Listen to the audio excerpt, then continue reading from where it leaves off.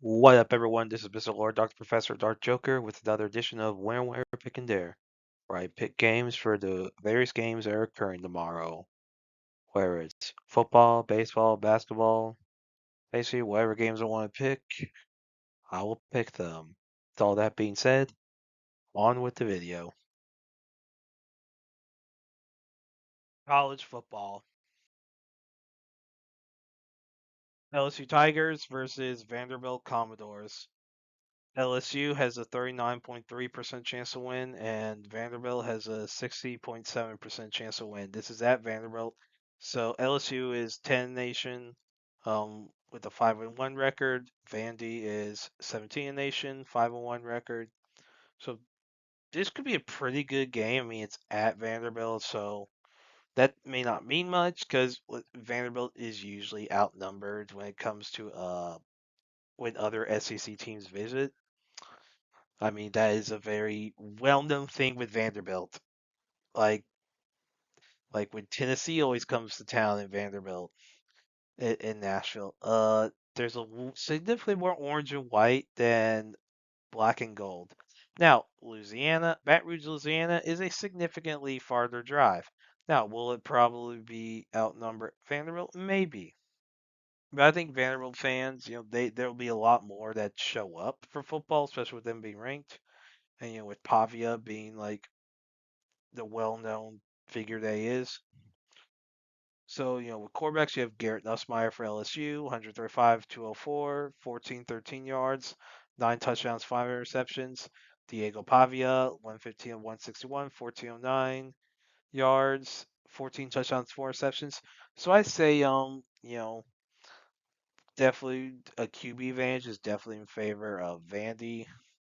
So I would think, this could be like a pretty like a good game, like very close. Like honestly, there is a chance there are more LSU fans there than Vandy fans. I mean, it is hard to say with the long travel distance for LSU, but like obviously it's around the nation. LSU has more fans than Vanderbilt, so maybe you have some from outside Louisiana that show up. So that will affect things. Now, if this was in Baton Rouge, I don't think Vanderbilt would have a prayer. If this was in Baton Rouge, I Vanderbilt would not have a prayer in beating LSU. I don't think. Like LSU would win if this was in Baton Rouge. Like that is how important Baton Rouge is. That if you play there, no matter if LSU is ranked or not, if you go to Baton Rouge, you are on upset alert.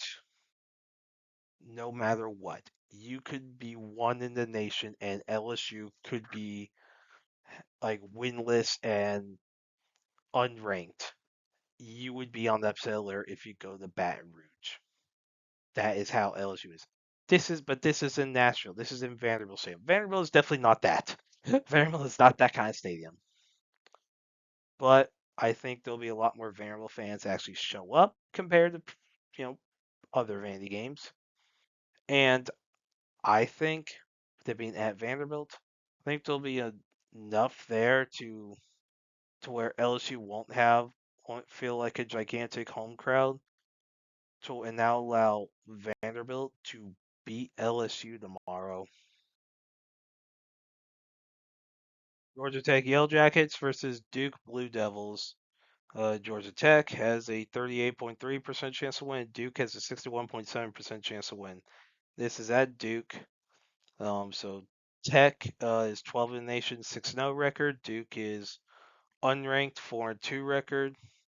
So yeah, this could be interesting.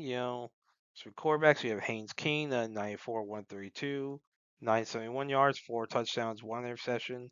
Minsaw for Duke, 143, 205, 1838 yards, 15 touchdowns, 2 receptions.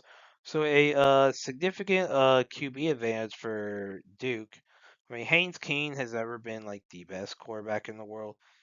A lot of that has to do with his injury history, especially when he was at Texas A&M. Like injuries really screw him there. Like his first I think like year or two at Tech, if he played like that when he was at A&M, gosh, A&M would have had significantly better seasons than they did.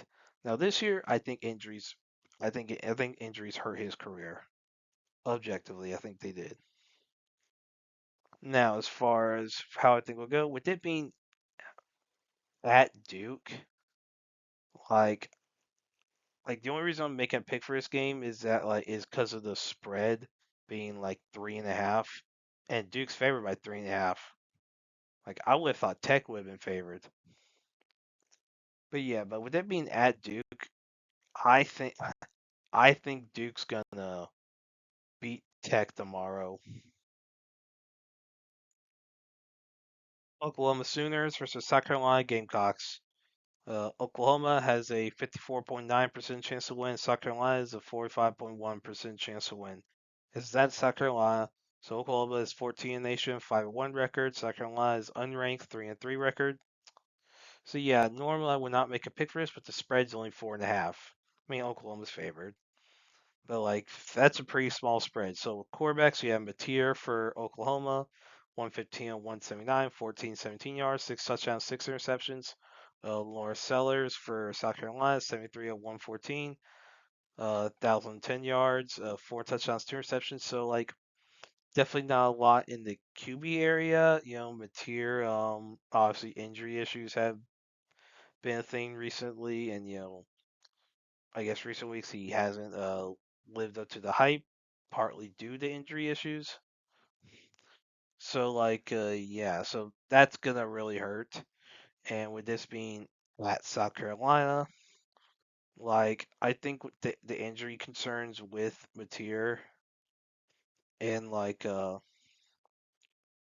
with it being at South Carolina, I think South Carolina will beat Oklahoma tomorrow. Texas A&M Aggies versus Arkansas Razorbacks. A&M has a 69.9% chance to win. Arkansas is a 30.1% chance to win. This is at Arkansas. A&M's 4 nation, 6-0 record. Arkansas is unranked, 2-4 record. Only reason I'm making pick on this is that the spread's only 7.5 in favor of A&M. I expect it to be a lot higher considering Arkansas's record and A&M's ranking. I mean, dang, you must be really high on Arkansas or really low in A&M. Now for quarterbacks, we have Marshall Reed for A&M, 102 at 170, 1490 yards, 12 touchdowns, 4 interceptions. Green for Arkansas, 119 out of 189, 1654 yards, 14 touchdowns, 5 interceptions. So numbers wise, it's pretty close. I personally think Reed's better, but it could still be an interesting matchup. Like QB matchup, even though it's at Arkansas and maybe that helps some. I don't know how big Arkansas's home field advantage is recent years because they haven't really been good recent years. Um, I think A&M's just a lot better when it comes to surrounding talent and all that. And so I think Texas A&M will beat Arkansas tomorrow. Ole Miss Rebels versus Georgia Bulldogs. Ole Miss has a 30.3% chance to win, and Georgia has 69.7% chance to win. This is at Georgia. So, Ole Miss is 5 in the nation, 6-0 record. Georgia is 9 in the nation, 5-1 record. So, quarterbacks, you have Chambliss for Ole Miss, 85 at 130, 1286 yards, 7 touchdowns, 1 receptions. Gunnar Stockton for Georgia, 115 on 169, 1264 yards, 6 touchdowns, 1 interception. So it's not really high numbers right here for either quarterback. So, and look, I can't say much about Chambliss, but as far as Stockton goes, Stockton's numbers are they make him look better than he actually is. Like Stockton's not good, and but with Chambliss's numbers being comparable to Stockton, that doesn't give a lot of confidence in him. Like, I mean, this isn't necessarily a great year for quarterbacks in the SEC. I mean, like, it's just not a great year. Like, now, this is in Athens, one of the toughest stadiums to play. Now Alabama went in under Kalen DeBoer and beat Georgia in Athens. Yeah, there's some issues with that. Kirby Smart needs to remind himself that Nick Saban's no longer at Alabama, and he doesn't need to concern himself with that. Like there's just problems with how the whole Alabama thing is. Like there are some issues there that need to be dealt with. I think it's like gross. Like basically, like I can't explain the whole Alabama issue. Like I think it just has to do like he in his mind when he thinks Bama, he thinks Saban. That's what I think, and that puts fear in his spine or something. Like he feels fear because he's afraid going against Saban. Like one, don't be afraid of going against Saban. Yes, he's Saban's one of the greatest coaches ever, but he's not in Alabama anymore, so don't worry about that. Anyway, on with this game. So with this game, it's at Athens, and that means like home field advantages become significantly important with this whole NIL thing. Like NIL has brought a lot of parity to college like sports, and that has, my opinion, has made home field advantage a lot more important than it used to be. Like it's always been very important. Like it's not like it's never been important. It's always been important, but I think its impact on the game has grown significantly since like due to like NIL like evening some of the playing field a bit. So I think Georgia will beat Ole Miss tomorrow. Texas Tech Red Raiders versus Arizona State Sun Devils. So Texas Tech has a 75.6% chance to win. Arizona State is a 24.4% chance to win. This is at Arizona State. So Texas Tech is 7 in the nation, 6-0 record. Arizona State's unranked of 4-2 record. So this could be interesting. Morton for Texas Tech. For quarterback. 104, 152, 1501 yards, 13 touchdowns, 3 receptions. Now for Arizona State, a lot does depend on if Levitt is healthy. Like that does like is a possibility he could be back. Like it is possible, but not a guarantee. If he is back, he's 99, 157, 1039 yards, 8 touchdowns, 3 receptions. So obviously not necessarily as good of stats as Morton. This could be could something be attributed to like him being out, maybe. Like maybe some of it. But overall, like I think Texas Tech has the QB advantage, and like Arizona State, if they're out quarterback, and with even if Levitt is back, there will be injury concerns that could contain some things. Whatever home field advantage Arizona State has, I think Texas Tech has enough momentum here, enough talent to I think they'll beat Arizona State tomorrow. Tennessee Volunteers versus Alabama Crimson Tide. So yeah, third Saturday of October. And it's actually being played on the third Saturday of October because I know there have been times where that's not happened, unfortunately. But it should always be played the third Saturday of October. Anyway, so Tennessee is a 27.2% chance to win, and Alabama has a 72.8% chance to win. This is at Alabama. So yeah, this could be an interesting game. So with quarterbacks, you have Joey Aguilar for Tennessee, 118 and 182, 1680 yards, 14 touchdowns, 5 interceptions. Ty Simpson for Alabama, 134, 189, 1678 yards, 16 touchdowns, 1 interception. So, like, Ty Simpson is considered to be the best quarterback in the SEC right now. I mean, he didn't necessarily play well against Florida State. He hasn't necessarily always been the most impressive, so I mean, being the best in the SEC is a low bar set right now. I mean, he and Aguilar are basically the two best ones. So, like, yeah.